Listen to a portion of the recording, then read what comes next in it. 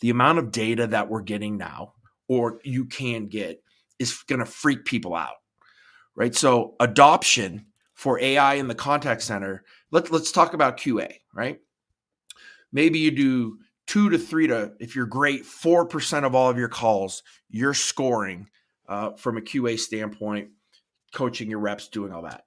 Now with AI driven QA, right, you can have 100% of all of your calls closely scored, but in the next year or two, they're going to literally be able to be scored with an actual number.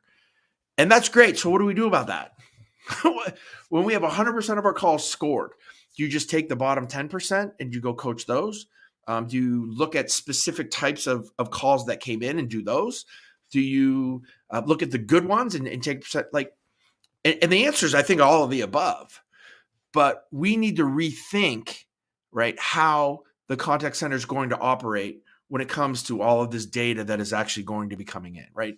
I just talked about in the video that I'm about to post here after this is, we might have our supervisors no longer be real supervisors looking at a dashboard talking about agents, but be analysts, right? Because AI may do a lot of that, especially from the QA perspective, or you're looking at WFO and how reps are being scheduled and all of the analytics and all of the predictive analysis that comes into queues, right? To move reps in and out of queues, which we can do now, but it's going to get really, really good, as we're moving forward.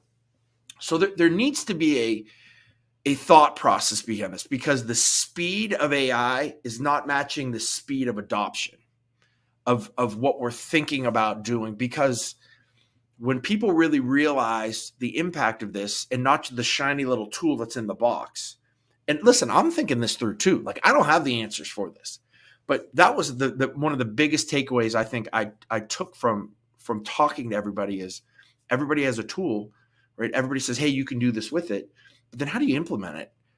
How do you change how you're operating and how you've been operating for 10 to 15 years? Now you got to do it. I'm not saying, put your head in the sand and don't do it, but no one's really thinking that through from even a product standpoint, right? Giving a full kind of roadmap to get to that point.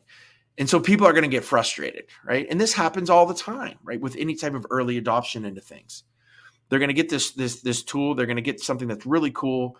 They're going to realize that they don't have the skill set to maybe utilize it. They're not utilizing it to the full extent because they might need to, think through the programmatic aspect of it. And I think that there's going to be a lot of frustration when it comes to that type of thing that's going to happen.